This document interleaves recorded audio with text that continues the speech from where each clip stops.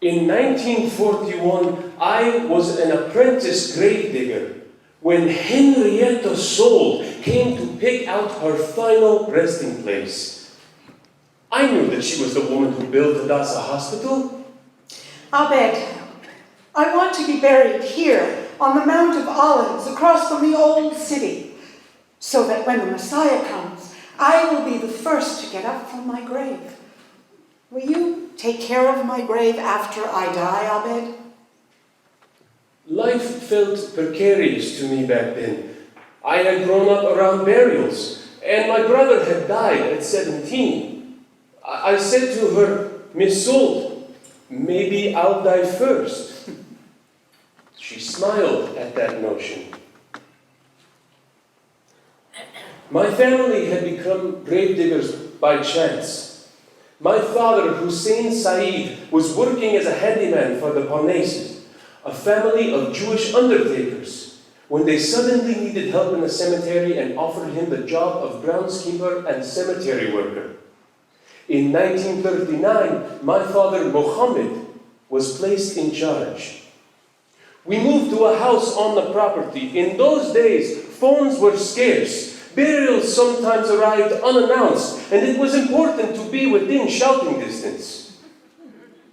Then, my father chose me and my brother to succeed him.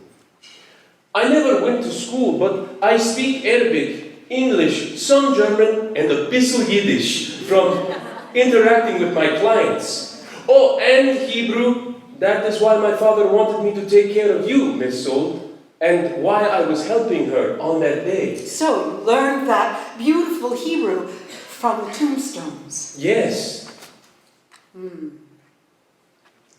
Near the spot on the hill where Miss Szold picked out her grave, a patch of rosemary grew. I remember how Miss Szold bent down, picked a few leaves of the green plant, inhaled, and said, "So fragrant. Might you plant it near my grave?" "I will, Miss Szold," I said. Yes. A few days later, I visited Miss Szold in her office in the Russian compound to complete the transaction. "Would you like a glass of tea, Abed?" She was so kind to me. That day, I pledged to take care of her grave.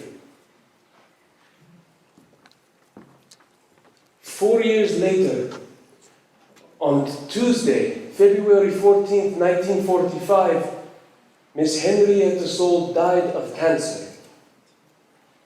I was sad, but I remembered my pledge. I'll never forget that day. It was freezing when I took a horse and wagon to the hillside west of Jerusalem to bring back a large block of Dolomitic limestone for her tombstone. Snow had started falling. The ground was wet, cold, and hard, but as I promised, I dug the grave. Thousands of people came to the funeral. Zionist leaders and the president of Hebrew University of Jerusalem helped carry Miss Szold's coffin. Youth Aliyah children wept for their mother, the woman who had taken the place of their real mothers, who had been murdered by the Nazis.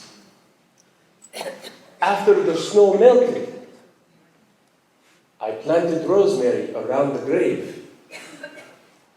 Following the War of Independence, the Mount of Olives fell to the Jordanians.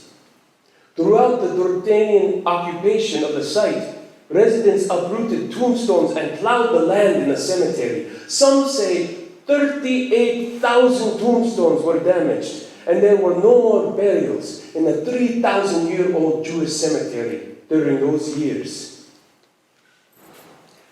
After the Six-Day War and Jerusalem's reunification, I set out by truck to find Miss Szold's grave. I recognized the stone I brought by horse and wagon on that cold February day. It had been thrown by the side of the road near Ma'ala Adumim. I brought it back, erected it, and replanted the rosemary. Today, the plant is flourishing, surrounding the grave like a green horseshoe. I like to break off fragrant branches and give to Hadassah visitors to take home, to bring a little of Miss Szold's spirit back with them. No, I will not retire. I'll take care of Miss Szold's grave until I die. And then my son will take over. And then my grandson. A pledge is a pledge.